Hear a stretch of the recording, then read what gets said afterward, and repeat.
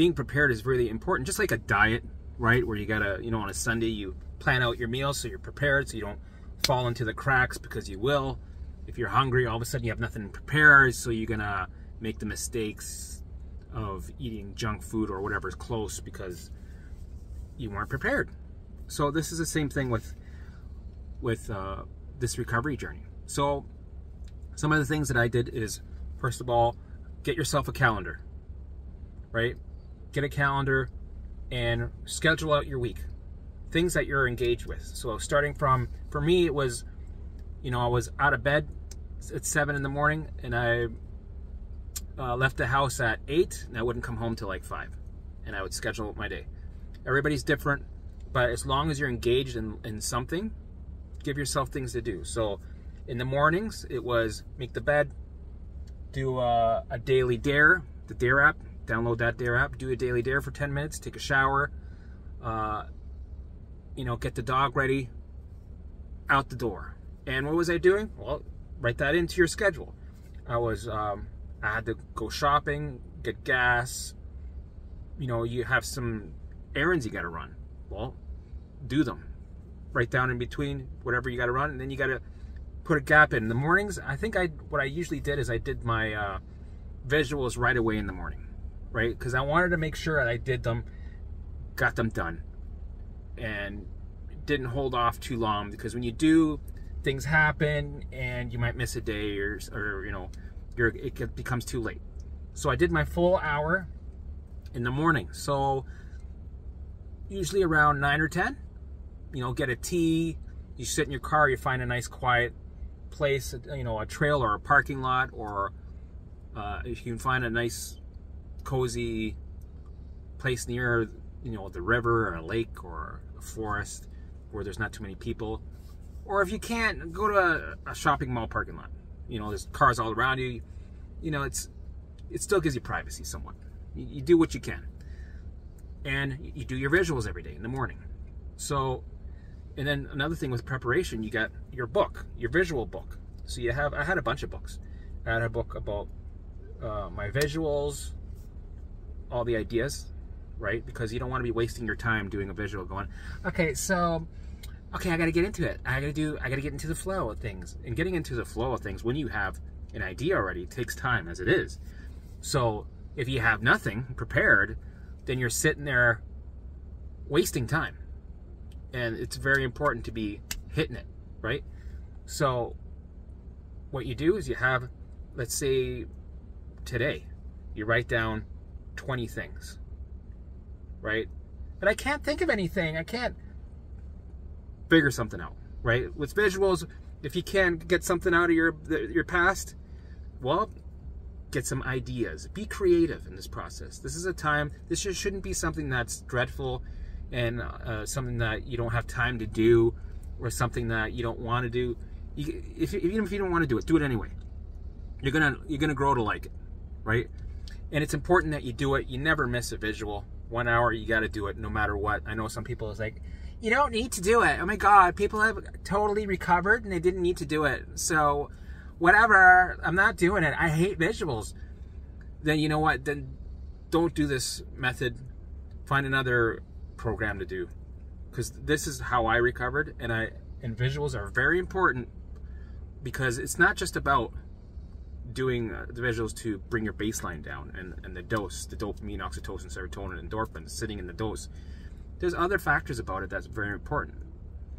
I did visuals because it's a meeting with myself every day, and it's important to have them because it keeps you on track, right? It's something that you're doing every day to check off, okay, am I doing this right, blah, blah, blah, okay, did I forget this, blah, blah, blah, okay.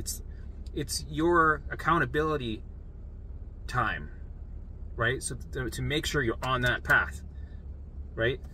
And it's also, it gives you an opportunity to tap into consciousness to get those aha clarity moments that will, you know, wake you up from the deep sleep that you've been in for many years. These beautiful moments where things click and they give you tips onto your path. And they're magical because you're tapping into a source of information that normally you wouldn't tap into, right? and you're getting better at it, and you're getting in touch with your spiritual side and your higher self and your guides. And it's not just doing it for, you know, health reasons to pull your baseline down. There's a bigger picture when it comes to your visuals. So bottom line, do not miss out on your visuals. So be prepared. Have a book where you write down your ideas. You got, let's say you start with 20, right? If you can't think of a memory to start off with, make the shit up. Go into YouTube, go to 1920s music, 1930s, 50s, 60s, 70s, 80s, 90s, whatever, and time travel, right? Time travel, get inventive, get excited. Do that for 2 visuals, which adds up to a half hour, and then the other 2 visuals, we go into the future. Get inventive there too. So you can really use your mind to be creative and explore, right? All the yummy tasties, right? And then really simmer in it and really sift through it and enjoy it while you're doing, you know, your visuals. So you got 20 written down. Throughout the day, if you get an idea popping up, oh, you know what? I could use that as a visual. Write it down. Add to your list. And eventually you're going to have like pages and pages of visual ideas. So that's one thing that was important. Get Post-it notes. So I'm going to do a video just on Post-it notes itself. I'm going to write this down so I don't forget. See, I got a whole thing. I have a bunch of blocks of Post-it notes that I keep around me just so that I can quickly write it down, and I slap it on my car, like areas in my, because I'm in my car a lot, or my truck a lot, right? So Post-it notes are powerful. So I'm going to write down Post-it notes vid. I think that's really important. I'm going to share with you all the buzzwords that I use to get me into that mindset, because when you're in this journey, your OCD looping thoughts, your alarms are going to sidetrack you and pull you away from your path, right? That's its job. Its job is to keep you alive, so it's going to drag you into alarms, to smokes and mirrors, right? And you're going to fall for it, and then you might try other modalities, and you're going to go off the track, your path. So what we want to do is we want to keep you on that path no matter what. So we use Post-it notes, right? Keep you on the path. Also, what to do in situations when you have a mental alarm, OCD thought, anxiety, panic attack, symptom. Sure, you're learning it all here now, but the thing is, you're going to forget very easily. Even if you're a pro at it, right? When your limbic system is in a haywire fight or flight state, you're going to forget, because the brain likes to make you forget shit, because there's other things more important, like keeping you alive, right? It starts fucking with your memory. You're gonna be like, oh my god, what was that? Oh my god, I know this. How to do this. It's like I know this like the back of my back, and for some reason, I'm right. So then you'll have a Post-it note sitting there, and you'll be like, oh yeah, so just allow it, and okay, and just right, and you'll know what to do. And that's all about being prepared. That's very important. So what I'll do is I'll make the Post-it notes video, and then I'll link it down here when I have it done. So I think that's a good idea. We'll do that. So, okay. So you got the calendar. You're scheduling out your week. Stick to your schedule, right? Stick to your schedule. Don't sit at home and be stuck with your thoughts, because you're going to lose every time, right? If you have symptoms, pain, whatever, right? Do the work. Don't let that stop you from being out. If you have nausea, if you have certain symptoms that are stopping you from, you know, engaging in life, this is where you have to push yourself. Yeah, but you don't understand how much. Yeah, I do understand. I've been there. I suffered. I went out when I had nausea, when I had, you know, I had bloody diarrhea for 3 weeks. I was in a flare. I had the ruminating OCD thoughts that were just destroying me. So I know what it's like where you want to stay in a safe room, right? For all kinds of reasons. Pick one and put it in the blanks. Chronic fatigue syndrome, crashes, flares, you're just terrified of being outside. Whatever the fucking reason, you have to get out of that circle. Because if you don't, it's going to stay like that. And your brain will win when it comes to the alarms every time. So you will know all of this when you watch all the rest of my videos and you start doing the work. You're going to know how all the things I'm talking about, right? So stick to the schedule that you have on your calendar. You have a book about your visuals. Okay, you're prepared. You're not dicking around. It's not turning into an event. You're just doing the first thing that's on there. Every thought, you try to mix it up a bit, right? So if you're doing a memory or a future or whatever it is that you're doing with the visual, if you did one yesterday, if you want, you can repeat it maybe 5 times. And if you find one that's you're really flowing in it and it feels really good, you're like, man, that was awesome. You can do it longer than an hour if you have time, and you're really in the zone and you're having one of those good zone days with the visuals and you're feeling those fuzzy feelings and you're getting excited. Don't stop. Keep going. Fuck it. Use that to your advantage, right? You decide. There's, the rules aren't that you can't go past an hour, but the rule is try to do an hour at least. What else is there? Yeah, and then when the hour is done, you're done. And try to, after 5 times of a certain visual, if it starts getting boring, where you're not really paying attention, you're kind of looking at the tree, going, did I leave the stove on? Is my gut gonna explode? Do I have a tumor? When it starts happening, then switch up the visuals. So go to the next one, and use it up, or always do different ones if you want. It's up to you. That's why you have the list, so you're picking one and doing it. What else is there? I just need a sec. Let me think here. So being prepared. If you need to have your coping mechanisms for now, do it. Sure. Just so that you're doing the work. And if you need the crutches, you need the help, have them there, right? If you have a pendulum, or if you have certain things that keep you safe, you have, if you have like a knee brace, or if you have a good luck charm or whatever it is that allows you to do this shit, use it, right? Just for the beginning, because eventually you're gonna one by one let these crutches go, these avoidance behaviors go, these things that keep you safe and need the reassurance also.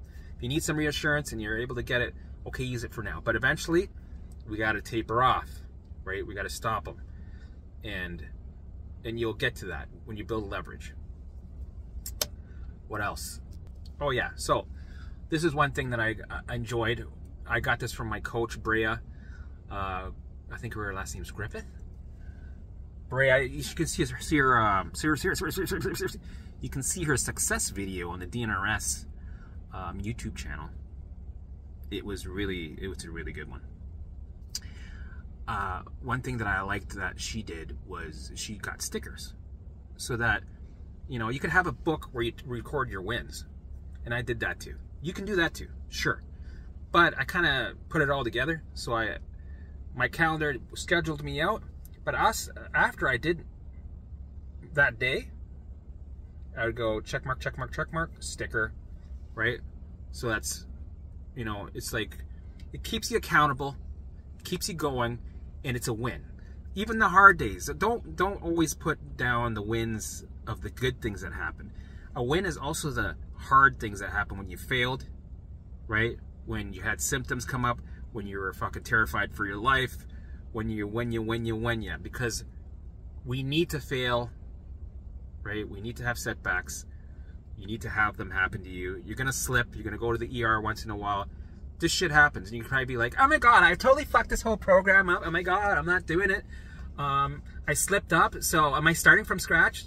No, it's still a win, because you're doing the work. As long as you're on the path, you're doing your visuals, elevating, raising your vibration, doing your allowing and catching your old behavior patterns and adjusting and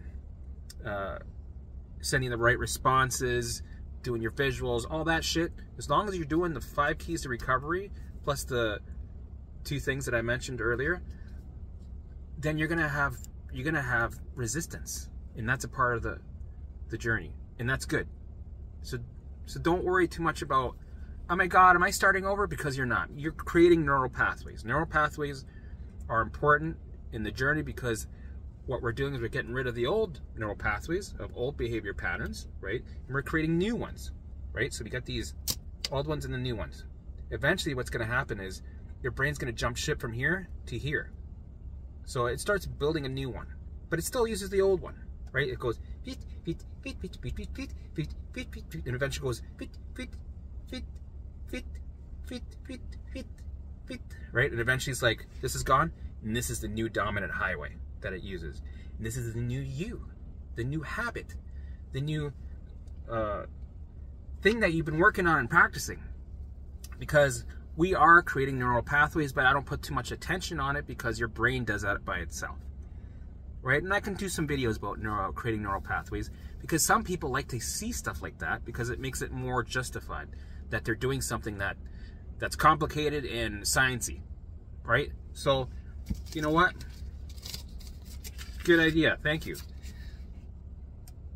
Neural pathways. Right. That'll be my next video, I think. So, you're creating neural pathways. It takes time. You just got to stick to it. That's why you have these post-it notes to keep you on track. You have the schedule of your calendar. You have your book with all your visuals.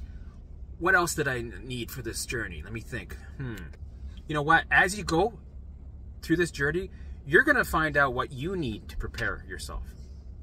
Right? You're going to find out, oh, fuck, yeah, I should have done it like this. And you'll pivot, you'll adjust. And you'll think, oh, maybe I should have a reminder here. Maybe I'll set my alarm clock for this, and maybe I'll switch it around and do this here and that here. And then maybe I'll, have a routine where I get my tea first, and then I'll come here, and then I'll do my visuals, and then I'll go dancing, and then you will figure it out, you will adjust, and you'll know other things that I haven't even mentioned, or things that I haven't even done to help you prepare to stay on this path of recovery. Because that is the most important thing. You're going to make your mistakes. That's all a part of the process. It's going to be a shit show. But the important thing is not to start 10 other modalities, but to stay on this path, right? That's really important. Stay on the path. Don't jump ship. Don't stop. Keep going.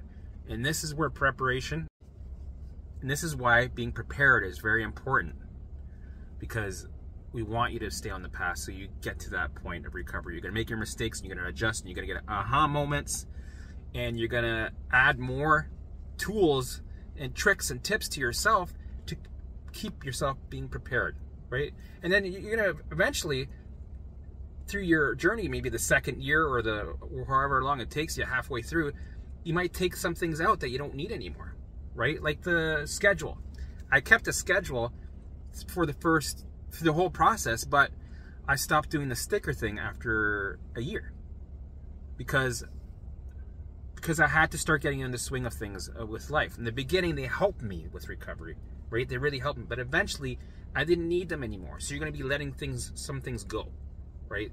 Some avoidance behaviors, you're going to let go. Some things that keep you safe, right? Things that you cling on to, help you manage, crutches. You're going to let go of those things too. So your journey changes and morphs, right? Because you're going to become a person that is healthy and thriving and normal. And we don't realize how unnormal our lives are at the time because we're so used to it, right? Recovery and being ill and having all these coping mechanisms become our new normal.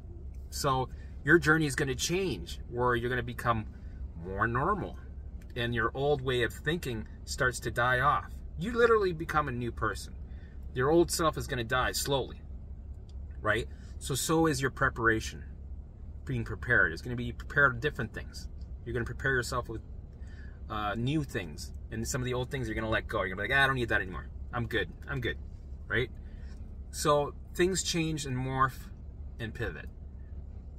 What else is there that I could be missing? If I'm missing anything else, I'll make a video preparation part 2 or whatever.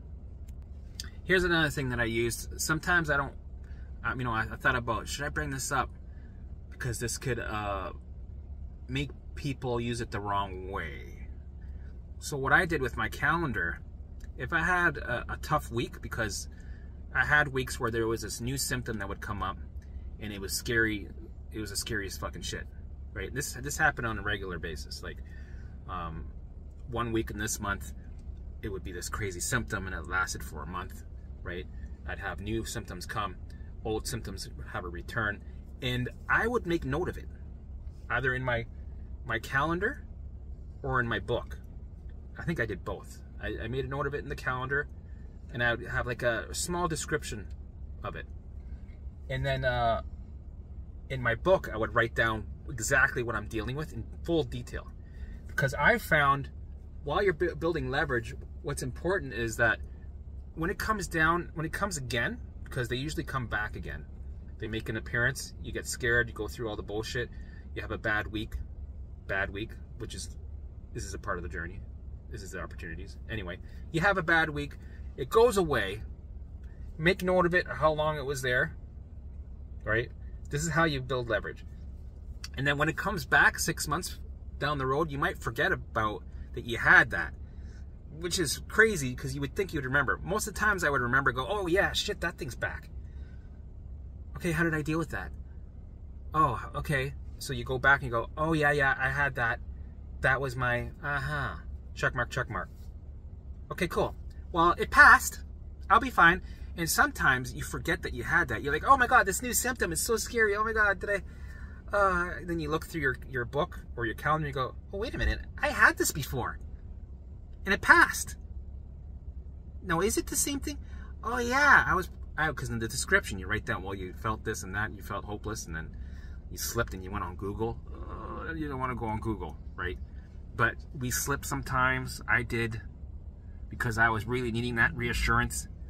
In the beginning, you're going to fail with the reassurance because the brain is looking for the reassurance to know that you're safe and alive, right?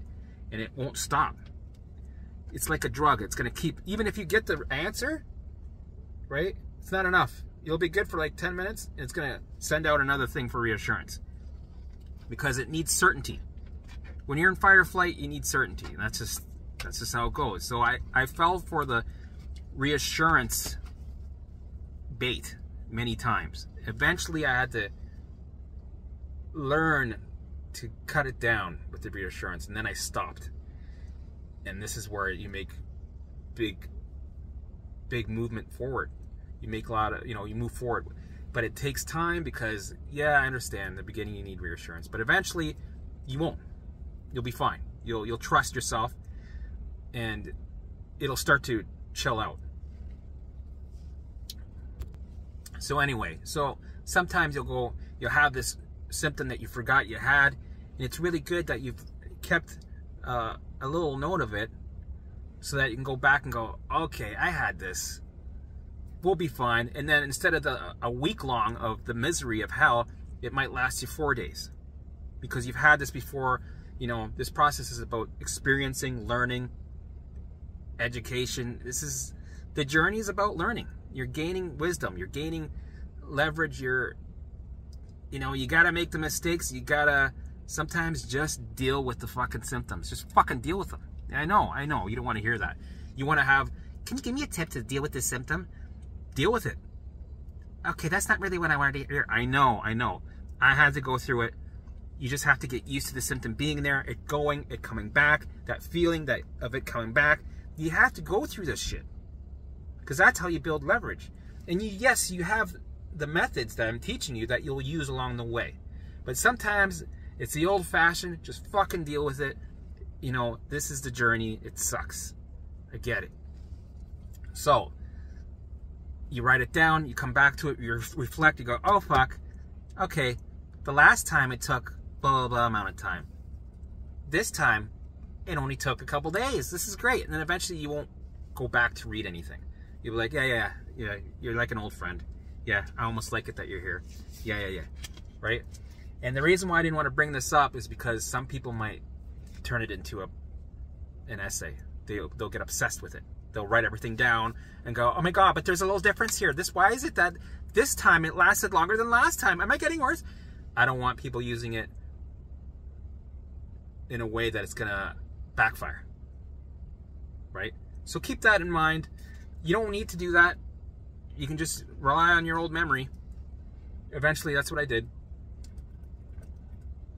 Because my memory would start to open up and I could remember the patterns of the symptoms, how they came. Because as much as you want to, I'm telling you not to do it, you're going to do it anyway. Because I did.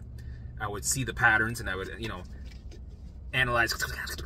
Put this here, right? You can't help it, but you're gonna be mindful of it, and you're gonna not, you know, be obsessed and analyze, fix, try to figure out. Don't be Sherlock Holmes or Einstein. Don't try to figure out the equation. Allow it to be there in its entirety. Ask for more. So, preparation. I might have to do a part 2 if I forgot anything. I'm sure I forgot something. And a part of preparation is also the post-it notes. So I'm going to make a video this week about post-it notes, and we'll just add them all together. What do you think? We'll have a playlist.